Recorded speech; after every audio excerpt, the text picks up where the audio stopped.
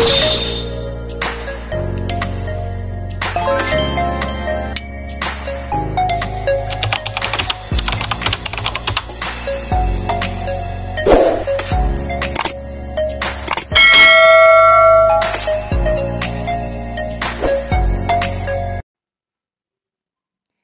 guys, welcome back to my LG's videos. Alright, so today's premiere guys, I would like to share with you what happened last few weeks na bakit ako'y look so busy, wala akong time makipagwalwalan sa YouTube dahil ito po yung pinaghahandaan namin ang aming bazaar dito sa Mexico City. So, since I'm one of the representatives, so dito po tayo sa Expo Amor Amistad.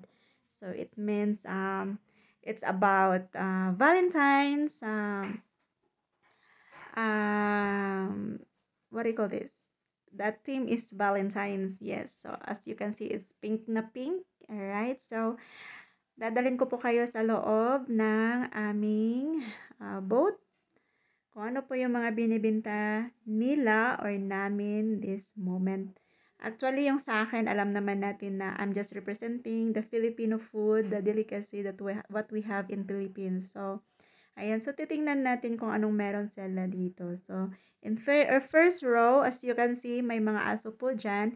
Yung mga aso na yan, guys, is ano po yan for adoption. Yes. So, kung ano, kung may mahabang puso, nagmamaganda ng loob na mag-adapt ng aso, ayan, naghahanap po yung mga aso ng bahay. Oh, ang dami nila. So, yun. Papasok po tayo dito sa first row. Ito po yung kanilang mga binibenta. Usually, mga binibenta din nila dito is mga about damit ng mga aso. So, as you can see, ang gaganda at ang cute-cute. Hindi lang po yan. Mix naman. May pagkain, may mga dessert, ganun. Yung isang table, bakante. Ayan, may mga patches, mga perfume. Mix ang binibenta nila dito. Kaya nga, nasali ang pagkain kasi pag nagutom sila, punta lang sila doon sa pagkainan, di ba? Minsan, hindi na sila makaalis sa kanilang boat dahil siguro takot na mawalan ng isa. Kaya, yung ibang nagtitinda, hinahatiran po sila ng pagkain. Pero ako, hindi ako naghatid ng pagkain sa mga, sa mga to. Kung gusto nilang kumain at matikman ang ating Pinoy food, so pupunta lang sila doon sa aking boat. Sorry guys, this video, ayan, patapos na po ito, last day na po ito. Kaya, ang cute ng mga ay, ang cute nila. Sana gusto ko ng aso, kaya lang hindi kami pwede ng aso dito sa aming apartment. So, ito patapos na po to guys. So, last day of the week, actually 2 days ang aming bazaar. So, since, ayan, mix yung mga binibenta. Since dalawa lang kaming nagpe-present yung kaibigan ko, so talaga bugbog talaga kami sa kusina. Ayan sa mga gagawin. Right? So maraming mga binibenta dito. Talagang mag-i-enjoy ka kahit tingnan mo lang or mag-window shopping ka lang. Ayan. So maraming rito mga mapipilian. Oo, mapipilian natin kung anong gusto nating bibilhin. Ayan. So, talagang tumitingin lang ako. And this lady, this is our organizer. Yan, her name is Blanca. She's the one who organized this bazaar and contacting us if we want to join or not. So, ayun. So, nakilala nyo na siya si Blanca. Maraming mga dito, mga tinda, gaya nito. Ayan, tingnan nyo. Mga halwa, bags. Yung mga bags na yan is, leather yan. Leather ang mga bag niyan. Yan, mga tumbler, damit, okay, ganon, sien, yan. Mga pahumot, or pabango, pahumot sa Tagalog, sa Bisaya. Todo is 50 pesos, right? So, ayan, table decorations, and mga mga abubot ng mga kababaihan, katulad dito, makeups everywhere. Nagtatanong ako dito about something but they don't have what I'm looking for. Hindi naman tayo masyadong maarte pero ayan. Tinitingnan ko to, ba kung may brush, wala naman palang brush. Hindi ko siya pwedeng gamitin dahil kailangan natin ng brush. So, so ito lang. O, syempre, babae tayo. So, nawili doon sa mga binibinta. Kung anong meron sila dyan. Right? So, binalik ko siya kasi wala po yung hinahanap ko. So, nag-Spanish. Pinalabas ko na yung aking pinakamalakasang Spanish dyan. Oh, ang ganda ng bouquet. Pero hindi po yan totoo. Fake lang po yun. Katulad lang yan sa pagmamahal na fake. Agoy, agoy. Hugot na lang lagi. Sana all. So, yan. Ikot tayo ng one more. The other side. Para makita natin lahat kung ano talaga ang display ng bazaar. Kung saan po ako sumasali sa aktibidades nila dito sa Mexico. Right. So, in this side, ano siya, maganda po yung park kasi napaka,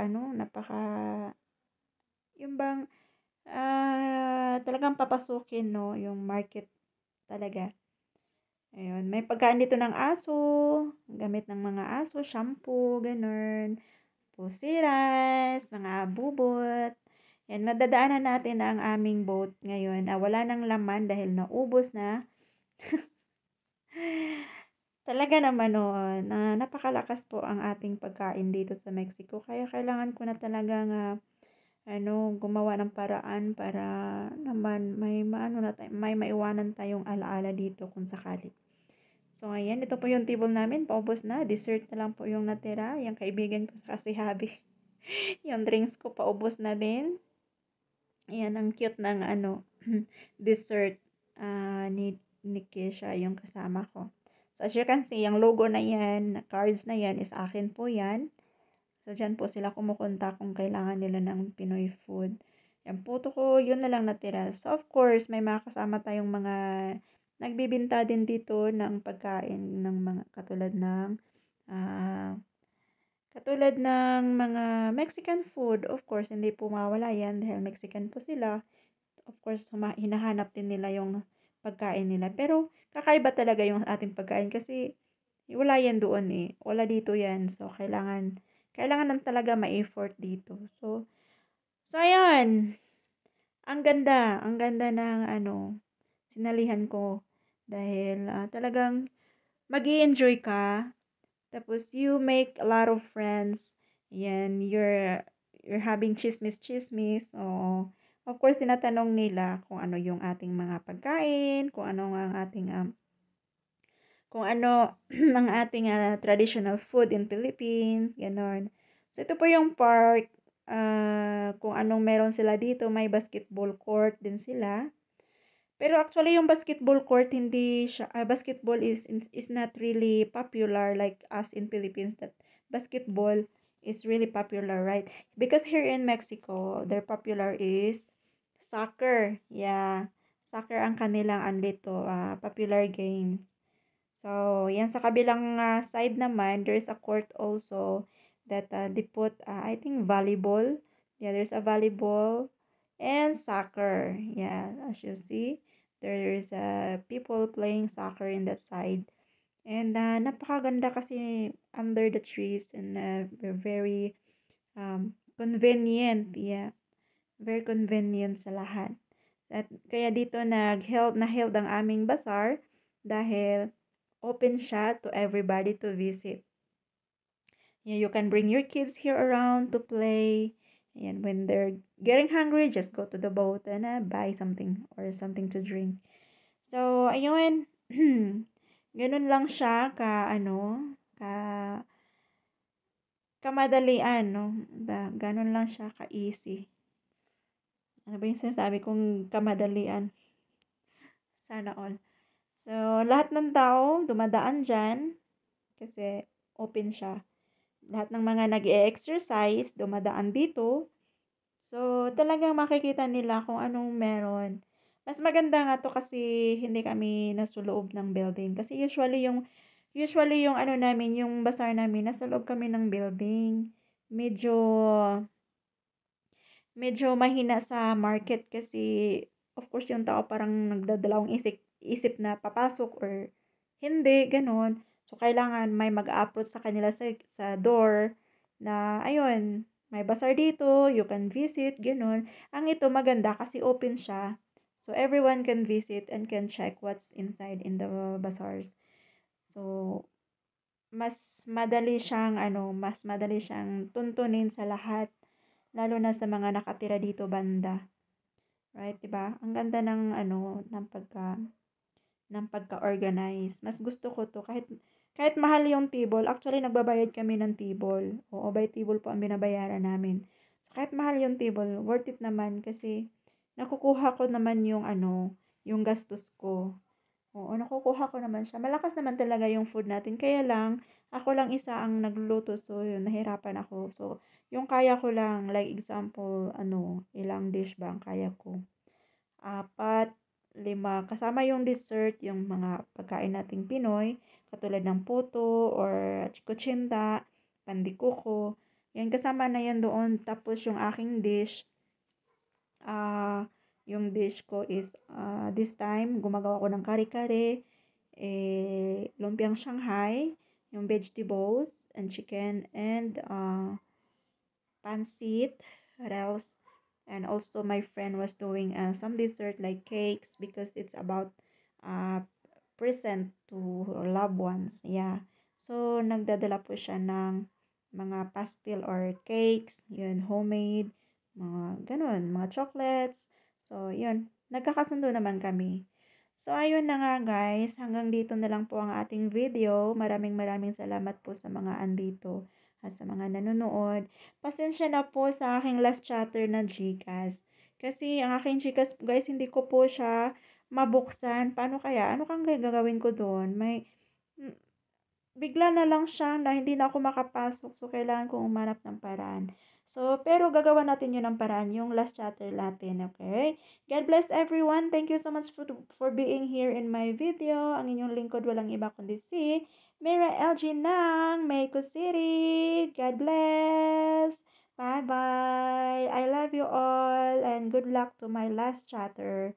50 GCash or palipad na lang. See you around in Whitey World.